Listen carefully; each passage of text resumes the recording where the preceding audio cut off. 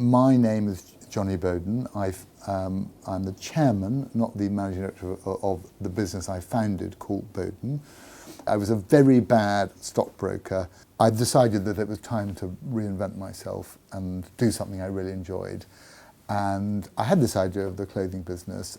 I then met Sophie, who is now my wife, and she reminded me that I was a failure, that I'd had this incredible start in life and I hadn't really made the most of it. And I said, well, I've got this idea of doing a mail order clothing business. And she said, well, just do it or I'm going to leave you.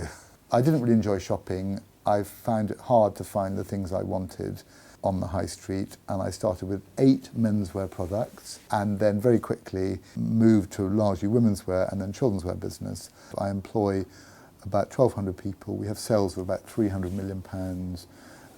We have half our sales are overseas.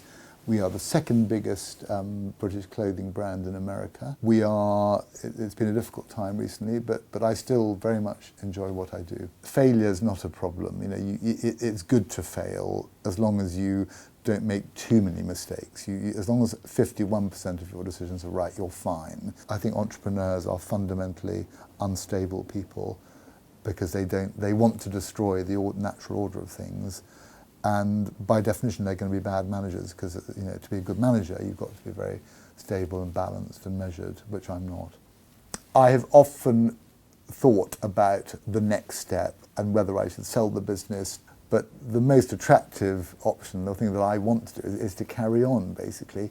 But my 3 top tips for anybody starting a business, that I think they're much the same for people in their 50s as they are for anybody at a younger age. But I think the number one thing is the obvious thing about working hard and recognising that, you know, other things have to give in your life. I think number 2 is finding a good partner. I think finding somebody who complements you, who you trust.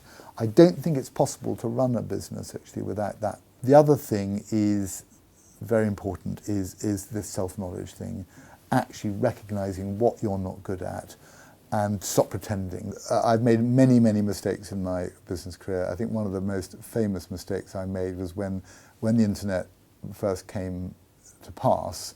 I was a little bit suspicious. You know, it was so hard to get onto it, the modems, etc. I remember, we've all forgotten how hard it was in the early days, and I made a remark for which I will never be forgiven, which was, I don't think middle class women will ever get into this internet thing.